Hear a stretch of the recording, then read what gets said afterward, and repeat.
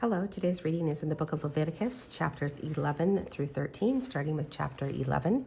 And the Lord spoke to Moses and Aaron, saying to them, "Speak to the people of Israel, saying, These are the living things that you may eat among all the animals that are on the earth.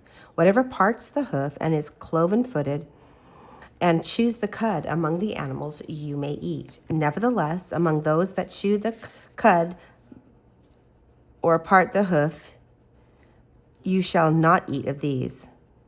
The camel, because it chews the cud, but does not part the hoof, is unclean to you.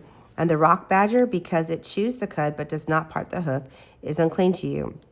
The hare, because it chews the cud, but does not part the hoof, is unclean to you. And the pig, because it parts the hoof, and is cloven-footed, but does not chew the cud, is unclean to you. You shall not eat any of their flesh, and you shall not touch their carcasses. They are unclean to you. These you may eat of all that are in the waters, everything in the waters that has fins and scales, whether in the seas or in the rivers you may eat. But anything in the seas or the river that does not have fins and scales, of the swarming creatures in the waters and of living creatures that are in the waters, is detestable to you. You shall regard them as detestable. You shall not eat any of their flesh, and you shall detest their carcasses. Anything in the waters that does not have fins and scales is detestable to you. And these you shall detest among the birds. They shall not be eaten. They are detestable.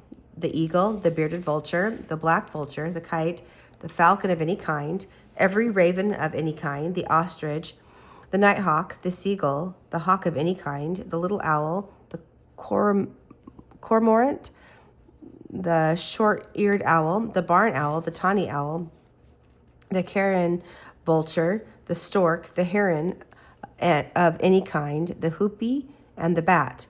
All winged insects that go on all fours are detestable to you. Yet among the winged insects that go on all fours, you may eat those that have jointed legs above their feet, with which to hop on the ground. Of them you may eat the locust of any kind, and the bald locust of any kind, the cricket of any kind, and the grasshopper of any kind. But all other winged insects that have 4 feet are detestable to you. And by these you shall become unclean. Whoever touches their carcasses shall be unclean until the evening. And whoever carries any part of their carcass shall wash his clothes and be unclean until evening. Every animal that parts the hoof but is not cloven-footed does not chew the cud. The cud is unclean to you. Everyone who touches them shall be unclean.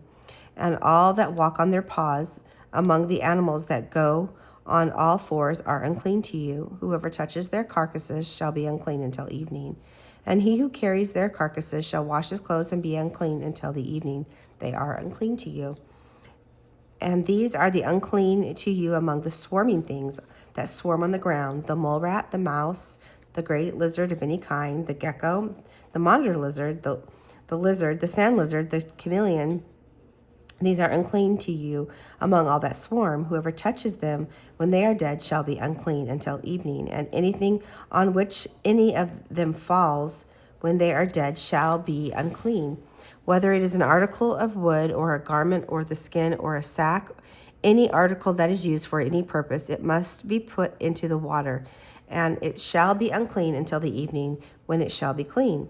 And if any of them falls into any earthenware vessel, all that is in it shall be unclean, and you shall break it. And any food in it that could be eaten, on which water comes, shall be unclean. And all drink that could be drunk from every such vessel shall be unclean. And everything on which any part of their carcass falls shall be unclean. Whether oven or stove, it shall be broken into pieces. They are unclean and shall remain unclean to you. Nevertheless, a spring or a cistern holding water shall be clean. But whoever touches a carcass in them shall be unclean. And if any part of their carcass falls upon any seed grain that is to be sown, it is clean. But if water is put on the seed and any part of their carcass fell on it, it is unclean to you. If any animal which you may eat dies, whoever touches its carcass shall be unclean until evening. And whoever eats of its carcass shall wash his clothes and be unclean until evening. And whoever carries the carcass shall wash his clothes and be unclean until evening. Every swarming thing that swarms on the ground is detestable. it shall not be eaten, whether it goes on its belly or whether it goes on all fours, or whatever has many feet. Any swarming thing that swarms on the ground you shall not eat, for they are detestable. You shall not make yourself detestable with any swarming thing that swarms, and you shall not defile yourselves with them and become unclean through them. For I am the Lord your God. Consecrate yourself, therefore, and be holy, for I am holy. You shall not defile yourselves with any swarming thing that crawls on the ground, for I am the Lord who brought you up out of the land of Egypt to be your God, and you shall therefore be holy, for I am holy.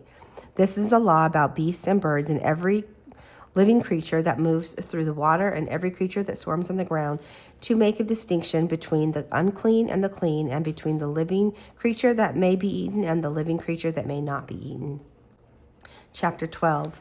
And the Lord spoke to Moses, saying, Speak to the people of Israel, saying, If a woman conceives and bear a male child, then she shall be unclean 7 days. As the time of her menstruation she shall be unclean.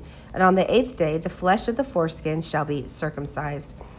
Then she shall continue for 33 days in the blood of her purification. She shall not touch anything holy or come into the sanctuary until the day of her purification are complete. But if she bears a female child, then she shall be unclean 2 weeks in her menstruation, and she shall continue in the blood of her purifying for 60 days. And when the days of her purifying are completed, whether for a son or for a daughter, she shall bring to the priest at the entrance of the tent of meetings a lamb a year old for a burnt offering, and a pigeon or a turtle dove for a sin offering, and he shall offer it before the Lord and make atonement for her. Then she shall be clean from the flow of her blood. This is the law for her who bears a child, either male or female. And if she cannot afford a lamb, then she shall take 2 turtle doves or 2 pigeons, one for a burnt offering and one for a sin offering. And the priest shall make atonement for her, and she shall be clean. Chapter 13. And the Lord spoke to Moses and Aaron, saying, When a person has on the skin of his body a swelling or an eruption or a spot, and it turns into a case of leprosy disease on the skin of the body, then he shall be brought to Aaron the priest, or to one of his sons the priests, and the priest shall examine the diseased area on the skin of his body. And if the hairs in the diseased area has turned white, and the disease appears to be deeper than the skin on the body, it is a case of leprosy disease. And when the priest has examined him, he shall pronounce him unclean.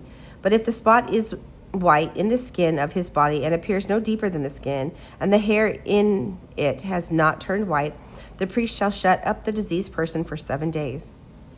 And the priest shall examine him on the 7th day, and if in his eyes the disease is checked, and the disease has not spread in the skin, then the priest shall shut him up for another 7 days. And the priest shall examine him again on the 7th day, and if the diseased area has faded, and the disease has not spread in the skin, then the priest shall pronounce him clean. It is only an eruption, and he shall wash his clothes and be clean. But if the eruption spreads in the skin after he has shown himself to the priest for his cleansing, he shall appear again before the priest. And the priest shall look, and if the eruption has spread in the skin, and the priest shall pronounce him unclean, it is leprosy disease. When a man is afflicted with a leprosy disease, he shall be brought to a priest, and the priest shall look. And if there is a white swelling in the skin that has turned the hair white, and there is raw flesh in the swelling, it is a chronic leper's disease in the skin of the body, and the priest shall pronounce him unclean. And he shall not shut him up, for he is unclean. And if the leper's disease breaks out in the skin, so that the leper's disease covers all the skin of the diseased person from head to foot, so far as the priest can see, then the priest shall look, and if the leper's disease has covered all the body, he shall pronounce him clean of the disease. It has all turned white, and he is clean. But when raw flesh appears on him, he shall be unclean, and the priest shall examine the raw flesh and pronounce him unclean. Raw flesh is unclean, for it is leper disease. But if the raw flesh recovers and turns white again, then he shall come to the priest, and the priest shall examine him. And if the disease has turned white, then the priest shall pronounce the diseased person clean. He is clean. If there is in the skin of one's body a boil, and it heals, and in the place of the boil there comes a white swelling or a reddish white spot, then it shall be shown to the priest. And the priest shall look, and if it appears deeper than the skin, and its hair has turned white, then the priest shall pronounce him unclean. It is a case of leprous disease that has broken out in the boil. But if the priest examines it, and there are no white hairs in it, and it is not deeper than the skin, but it has faded, then the priest shall shut him up 7 days. And if it spreads into the skin, then the priest shall pronounce him unclean. It is a disease, but if the spot remains in one place and does not spread, it is a scar or a boil, and the priest shall pronounce him clean. Or when the body has a burn on its skin, and the raw flesh, and the burn becomes a spot, reddish, white, or white, the priest shall examine it. And if the hair in the spot has turned white, it appears deeper than the skin, then it is a leprous disease. It has broken out in the burn, and the priest shall pronounce him unclean. It is a case of leprous disease. But if the priest examines it, and there is no white hair in the spot, and is no deeper than the skin, but has faded, the priest shall shut him up 7 days. And the priest shall examine him the 7th day. If it has spreading in the skin, then the priest shall pronounce him unclean. It is a case of leprous disease. But if the spot remains in one place and does not spread in the skin, but has faded, it is a swelling from the burn, and the priest shall pronounce him clean, for it is the scar of the burn. When a man or a woman has a disease on the head or the beard, and the priest shall examine the disease, and if it appears deeper than the skin, and the hair in it is yellow and thin, then the priest shall pronounce him unclean. It is an itch, a leprous disease of the head or the beard. And if the priest examines the itching disease, and it appears no deeper than the skin, and there is no black hair in it, then the priest shall shut up the person with the itching disease for 7 days. And on the 7th day the priest shall examine the disease. If the itch has not spread, and there is in it no yellow hair, and the itch appears to be no deeper than the skin, then he shall shave himself, but the itch he shall not shave, and the priest shall shut up the person with the itching disease for another 7 days. And on the 7th day the priest shall examine the itch, and if the itch has not spread in the skin, and it appears to be no deeper than the skin, then the priest shall pronounce him clean, and he shall wash his clothes and be clean. But if the itch spreads in the skin after his cleansing, then the priest shall examine him, and if the itch has spread in the skin, the priest need not seek for the yellow hair, it is unclean. But if in his eyes the itch is unchanged, and black hair has grown in it, the itch is healed, and he is clean, and the priest shall pronounce him clean. When a man or a woman has spots on the skin of the body, white spots, the priest shall look, and if the spots on the skin of the body are of a dull white, it is leukoderma that has broken out in the skin, he is clean. If a man's hair falls out of his head, he is bald, he is clean. And if a man's hair falls out from his forehead, he has baldness of the forehead, he is clean. But if there is on the bald head or on the bald forehead a reddish white disease area, it is a leprous disease breaking out on his bald head or his bald forehead. When the priest shall examine him, and if the disease swelling in reddish white on the bald head or on his bald forehead, like the appearance of leprous disease in the skin of the body, he is a leprous man, he is unclean. The priest must pronounce him unclean, his disease is on his head. The leprous person who has the disease shall wear torn clothes, and let the hair of his head hang loose, and he shall cover his upper lip and cry out, unclean, unclean. He shall remain unclean as long as he has the disease, he is unclean. He shall live alone. His dwelling shall be outside the camp. When there is a case of leprous disease in a garment, whether a woolen or linen garment, in a warp or woof or linen of wool, or in the skin, or in anything made of skin, if the disease is greenish or red in the garment, or in the skin, or in the wrap or the woof, or in any article made of the skin, it is a case of leprous disease, and it shall be shown to the priest, and the priest shall examine the disease and shut up that which has the disease for 7 days.